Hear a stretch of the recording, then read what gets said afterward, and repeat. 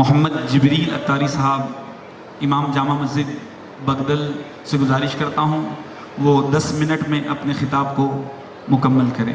Mic پر تشریف لائیں. علماء کرام، پردہ نشی میری ماں اور بہنیں، معزز سامعین کرام، السلام علیکم ورحمۃ اللہ وبرکاتہ.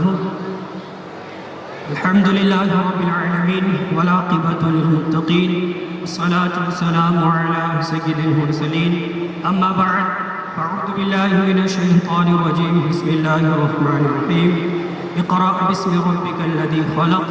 صدق اللہ العلی العظیم وبلغنا رسوله النبی الامین المتین المبین المعین الکریم ونحن على ذلك لمن الشاہدین والذاکرین والحمد للہ رب العالمین. حضور کا حدیث پاک ہے کہ جس نے درود شریف پڑھنا بھول گیا وہ جنت میں جانے کا راستہ بھول گیا. تو آئیے مجدد دین و ملت امام احمد رضا خان فاضل بریلوی رضی اللہ تعالی عنہ ارشاد فرماتے ہیں: بکار خیش خیرانم حقیقنی یا رسول اللہ. بکار خیش خیرانم حقیقنی یا رسول اللہ. پریشانم پریشانم حقیقنی یا رسول اللہ. ارشاہا بکس نوازی کن طبیبہ چارہ سازی کن. پڑھے درود پاک اللہم صلی علی سیدنا مولانا محمد معدل الجود والکرم وبارک وسلم. صلو علیہ الصلوۃ والسلام علیکہ یا رسول اللہ صلی اللہ علیہ وسلم. اعلیٰ حضرت فرماتے ہیں: صبح طیبہ میں ہوئی بڑھتا ہے بالا نور کا، صدقہ لینے نور کا آیا ہے تیرا نور کا. اور میں گدا تو بادشاہ بھر دے پیالہ نور کا، نور تن دنا تیرا کے ڈال صدقہ نور کا. حضرات گرامی، آپ حضرات یہاں پر عرس کے موقع پر حاضر ہوئے ہیں. رب کی بارگاہ میں دعا ہے مولا جتنے لوگ یہاں پر بیٹھے ہیں ان کی تمام جائز مرادوں کو پوری فرما اور ہم تمام لوگوں کی مغفرت عطا فرما. حضرات گرامی، آپ دیکھیں کہ ہمارے نوجوان کا طبقہ جو اس وقت اس محفل میں بیٹھنے کا شوق پیدا نہیں کرتے، آخر اس کی وجہ کیا ہے؟ وجہ یہی ہے کہ کچھ نہ کچھ کمی ہمارے اور آپ کے اندر میں ہے. آپ دیکھیں جب بچوں کی تعلیم، اگر ہم اپنے بچوں کو اچھے سے تعلیم دیتے ہیں، ان کا انداز تربیت اگر بہتر ہوتا ہے تو ہمارے بچے کبھی بھی گمراہی کے شکار نہیں ہوتے، کبھی بھی وہ غلط راستے کی طرف نہیں جاتے.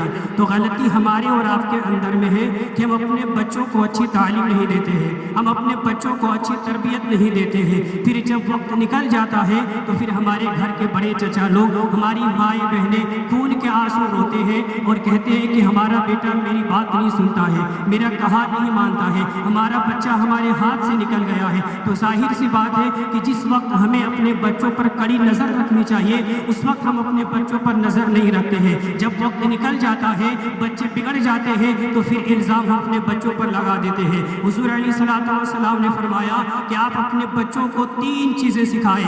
بچپن میں آپ اپنے بچوں کو 3 چیزیں سکھائیں. پہلی، حضور سے محبت کرنا سکھائیں. دوسری بات، اہل بیت سے محبت کرنا سکھائیں. اور تیسری بات، قرآن کی تلاوت کرنا سکھائیں. جب آپ اپنے بچوں کو یہ 3 چیزیں سکھائیں گے تو آپ کا بچہ بھی کامیاب ہو جائے گا، آپ بھی کامیاب ہو جائے گا. لیکن میں آپ سے پوچھنا چاہتا ہوں، آپ اپنے سینے پہ ہاتھ رکھ کر مجھے بتائیں کہ آپ اپنے بچوں کو یہ 3 چیزیں بنیادی طور پر سکھاتے ہیں؟ نہیں سکھاتے ہیں. پھر آپ کے بچے کیسے وفادار ہوں گے؟ آپ کے بچے آپ کی بات کیسے مانیں گے؟ اگر آپ چاہتے ہیں کہ ہمارے بچے ہماری بات مانیں، ہماری بات مانیں، تو آپ کو ایک بات کرنا ہوگا، حضور سے محبت کرنا ہوگا اور اپنے بچوں کے اندر دین کی تعلیم کو جگانا پڑے گا. اپنے بچوں کو دینی تعلیم دینا ہوگا. جب اپنے بچوں کو دینی تعلیم دیں گے، اللہ اور ان کے رسول کا دل میں خوف ہو جائے گا. جب ہمارا بچہ اللہ کا فرما بردار ہو جائے گا تو پھر وہی بچہ جب اللہ کے خوف سے رونے لگے گا تو اللہ اپنی فرما برداری کے صدقے میں، اپنی فرما برداری کے بدلے میں اس بچے کے دلوں میں اس کے والدین کی محبت کو ڈال دے گا.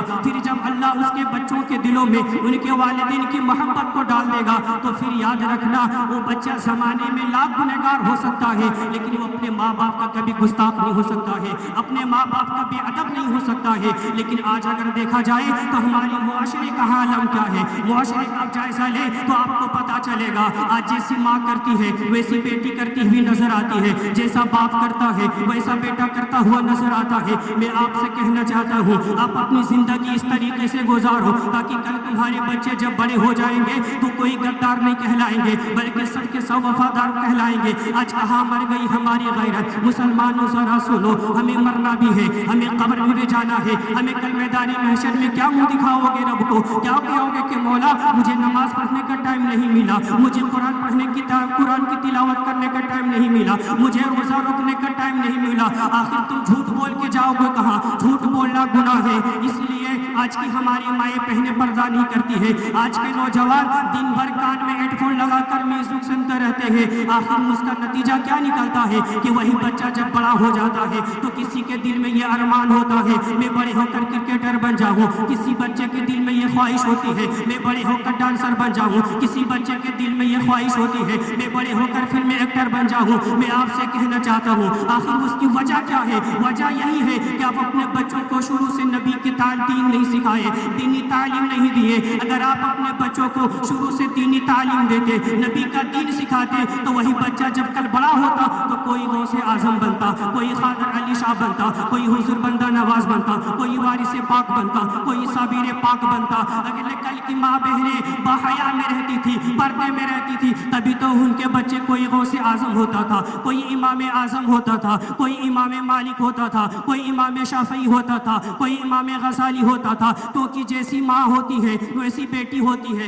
جیسا باپ ہوتا ہے ویسا بیٹا ہوتا ہے۔ اب ذرا غور سے سننا، اب اگر کوئی بچہ ہندوستان میں پیدا ہو، کسی کالج میں پڑھنے نہ بھیجو، کسی مدرسے میں پڑھنے نہ بھیجو، لیکن وہ بچہ جب بڑا ہوگا تو ہندی بولتا نظر آئے گا۔ اب اگر کوئی بچہ آسٹریلیا میں پیدا ہو، کسی کالج میں پڑھنے نہ بھیجو، کسی مدرسے میں پڑھنے نہ بھیجو، کسی یونیورسٹی میں پڑھنے نہ بھیجو، لیکن وہ بچہ جب بڑا ہوگا تو انگریزی بولتا نظر آئے گا۔ اب اگر کوئی بچہ سعودی عرب میں پیدا ہو، کسی اسکول میں پڑھنے نہ بھیجو، کسی مدرسے میں پڑھنے نہ بھیجو، کسی کالج میں پڑھنے نہ بھیجو، لیکن وہی بچہ جب بڑا ہوگا تو عربی بولتا نظر آئے گا۔ اب میں آپ سے پوچھنا چاہتا ہوں وہ ہندوستان کا بچہ بغیر پڑھے لکھے ہندی کیوں بول رہا ہے؟ وہ آسٹریلیا کا بچہ سب سے بغیر پڑھے لکھے انگریزی کیوں بول رہا ہے؟ وہ سعودی عربیہ کا بچہ بغیر پڑھے لکھے عربی کیوں بول رہا ہے؟ تو آپ کو جواب ملے گا کہ مولانا بچے کا سب سے پہلا جو اسکول ہوتا ہے وہ اس کی ماں کی گود ہے۔ اگر ماں ہندی بولے تو بچہ ہندی بولتا نظر آئے گا، اگر ماں عربی بولے تو بچہ عربی بولتا نظر آئے گا،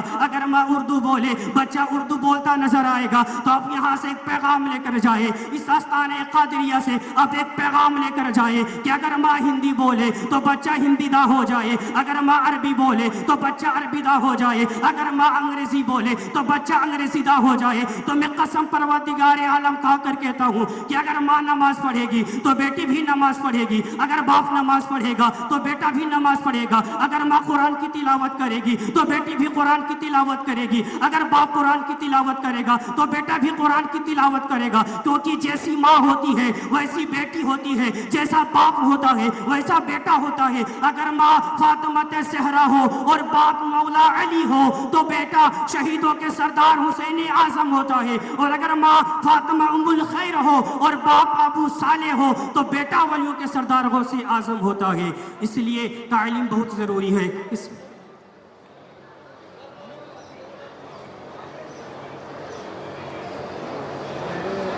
اس لیے تعلیم بہت ضروری ہے۔ اس لیے اللہ نے جب اپنے محبوب پر جو سب سے پہلی وحی نازل کی ہے، سب سے پہلی جو آیت کریمہ نازل کی ہے، وہ نہ نماز کے تعلق سے ہے، نہ روزے کے تعلق سے ہے، نہ حج کے تعلق سے ہے۔ کوئی اگر کسی سب سے پہلی جو آیت کریمہ اللہ نے نازل کی ہے وہ ہے اقرا، اقرا یعنی پڑھیے پڑھیے۔ اس سے پتہ چلتا ہے کہ اسلام میں تعلیم کی کتنی ضرورت ہے، اسلام میں تعلیم کی کتنی اہمیت ہے، اسلام میں ایجوکیشن کتنا ضروری ہے۔ اللہ نے جو اپنے محبوب پر سب سے پہلے آیت کریمہ جو نازل کی ہے وہ تعلق پڑھائی کے تعلق سے آئی ہے، تعلیم کے تعلق سے آئی ہے۔ کیوں؟ کیا مطلب کہ اے میرے محبوب جب تمہاری امت کے پاس تعلیم ہوگی تو وہ نماز سے قریب ہوں گے، جب تمہاری امت کے پاس تعلیم ہوگی تو وہ زکوٰۃ پورا ادا کریں گے، جب تمہاری امت کے پاس تعلیم ہوگی تو جو صاحب استطاعت ہوں گے وہ حج کرنے کے لیے جائیں گے، جب تمہاری امت کے پاس تعلیم ہوگی تو وہ مزاروں پہ جانے کا ادب جانیں گے، جب تمہاری امت کے پاس تعلیم ہوگی تو وہ رمضان کے روزے پورے رکھیں گے۔ اس لیے اللہ نے جو سب سے پہلے آیت کریمہ کلمہ نازل کی ہے وہ ہے اقرا، یعنی پڑھیے. اسے پتہ چلتا ہے کہ مسلمانوں کو پڑھنا کتنا ضروری ہے، ایجوکیشن کتنا ضروری ہے. آج ہماری قوم کو دیکھا جائے تو 85% مسلمان ایسے ہیں جو پڑھا لکھا نہیں ہے، جو تعلیم یافتہ نہیں ہے، جو بغیر پڑھے لکھے اپنی زندگی گزار رہے ہیں. وہ پڑھنے کا شوق بھی نہیں سمجھتے ہیں. جس قوم کو تعلیم حاصل کرنی چاہیے تھے، آج اسی قوم کے نوجوان کوئی پب جی کھیلنے میں لگا ہوا ہے، کوئی فری فائر کھیلنے میں لگا ہوا ہے، کوئی انسٹاگرام پر گندی تصویر دیکھنے میں لگا ہے، کوئی فیس بک چلانے میں مست ہے، کوئی سوشل میڈیا پر ایکٹیو ہے، کوئی سوشل میڈیا چلانے میں بزی ہے. اور پھر مسلمان خون کے آنسو روتے ہیں کہ ہمیں نوکری نہیں ملتی ہے، مسلمانوں پر ظلم کیا جا رہا ہے، مسلمانوں پر ظلم و تشدد کے پہاڑ توڑے جا رہے ہیں. ظاہر سی بات ہے جب تم تعلیم حاصل نہیں کرو گے تو تجھے نوکری کہاں سے ملے گی؟ جب تم تعلیم حاصل نہیں کرو گے تمہیں نوکری کہاں سے ملے گی؟ تم تعلیم حاصل کرو پھر دیکھنا تجھے نوکری بھی ملے گی. تم ضرورت بن جاؤ ہندوستان کی. اے میرے پیارو، تم اتنی تعلیم حاصل کر لو، اتنی صلاحیت اپنے اندر جمع کر لو، اتنی قابلیت جمع کر لو کہ تم ہندوستان کی ضرورت بن جاؤ. آج کوئی سطح کے نشے پر بیٹھ کر یہ کہتے ہیں کہ مدرسہ آج سے 200 سال پہلے مدرسہ کا نام و نشان نہیں تھا. میں ان سے کہنا چاہتا ہوں، ان کو یہ کون بتائے گا کہ مسلمانوں کا جو سب سے پہلا مدرسہ وہ مسجد نبوی میں اصحاب صفا کے چبوترا ہوا کرتا تھا، اور وہاں پر صرف کوئی اور کتاب نہیں تھی، صرف قرآن مجید تھا، صرف قرآن مجید تھا. آج اگر کوئی ایم اے کیا، آج اگر کوئی بی اے کرے تو تین سبجیکٹ رہتے ہیں، کوئی ایم اے کرے تو 2 سبجیکٹ رہتے ہیں، کوئی پی ایچ ڈی کرتا ہے تو 1 سبجیکٹ رہتا ہے. پھر اس کو پڑھنے کے لیے نہ جانے کتنی کوچنگیں کرتے ہیں، ٹیوشن کر کے پڑھتے ہیں. لیکن اس وقت صرف ایک کتاب تھی، صرف قرآن مجید تھا. اور اسی قرآن کو پڑھ کر میرے آقا نے اسی قرآن کی تعلیم کو دے کر ابو بکر کو صداقت کا تاجدار بنا دیا. اسی قرآن کی تعلیم کو دے کر عمر فاروق کو عدالت کا شہسوار بنا دیا. اسی قرآن کی تعلیم کو دے کر عثمان غنی کو سخاوت کا تاجدار بنا دیا. اور اسی قرآن کی تعلیم کو دے کر اسی قرآن کی تعلیم کو دے کر میرے آقا نے حضرت علی کو اس مقام تک پہنچا دیا، اس مقام تک پہنچا دیا کہ میرے آقا فرماتے ہیں انا مدینۃ العلم وعلی انا بابها، میں علم کا شہر ہوں، علی اس کا دروازہ. اس لیے ماں باپ کی سب سے پہلی جو ذمہ داری ہوتی ہے وہ یہی ہوتی ہے کہ اپنے بچوں کو اچھی تعلیم. میں اپنی گفتگو کو اس بیٹا چاہتا ہوں، وقت بہت کم ہے، علماء کی فہرست بہت زیادہ لمبی ہے، انشاءاللہ پھر کبھی موقع ملے تو بیان کروں گا. وما علینا الا البلاغ وآخر دعوانا الحمدللہ رب العالمین. السلام علیکم ورحمۃ اللہ. محمد جبریل اتاری صاحب، امام و خطیب جامع مسجد بگدل، جنہیں ہم اور آپ سماعت کر رہے تھے. اب آئیے، ایک کلام کی فرمائش کی گئی ہے، اس کلام کی چند اشعار میں آپ کے گوشے گزار کرنے کی سعادت حاصل کروں گا انشاءاللہ تعالی. کچھ ہی لمحات میں ہمارے درمیان شہزادہ آل نبی اولاد علی، شہزادہ ہاشم پیر تنویر ملت حضرت العلامہ مولانا سید تنویر ہاشمی صاحب قبلہ کی آمد ہونے والی ہے. دیگر علماء اکرام، مشائخ نظام بھی تشریف لانے والے ہیں. انشاءاللہ تعالی ہمیں سب کو سماعت کرنا ہے.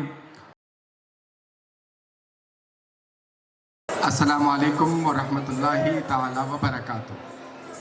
محترم حاضرین اور ساتھ ہی ساتھ شہزادے ہاشم پیر حضرت تنویر ملت بھی یہاں تشریف فرما ہیں، اور بیدر کے صدر قاضی ڈاکٹر سید حسام الدین عزیر صاحب تشریف فرما ہیں، اور حضرت علامہ مولانا مفتی محمد خواجہ معین الدین صاحب بانی و ناظم معہد انوار القرآن بیدر، یہ بھی یہاں تشریف فرما ہیں. ان کے علاوہ کئی علماء مشائخ یہاں تشریف فرما ہیں.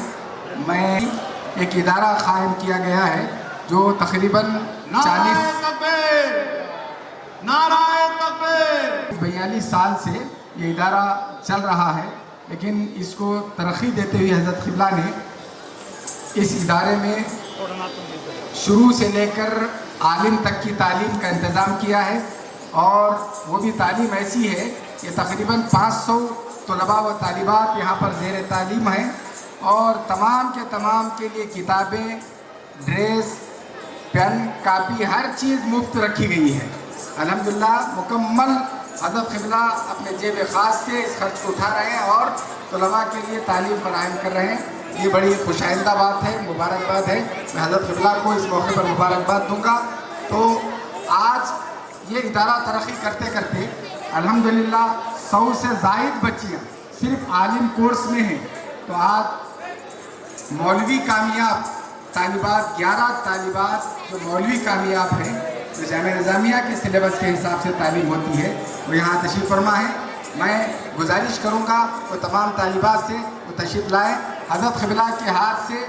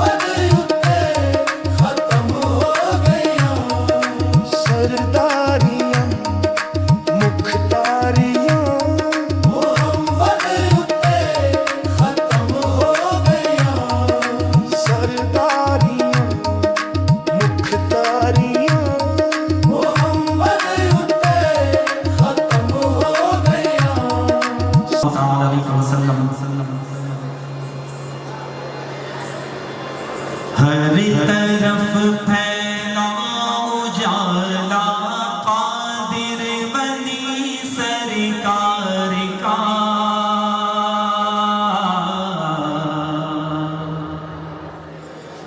मरहबा मरहबा मरहबा फिर उर्स आया कादिर बनी सरकार का। मरहबा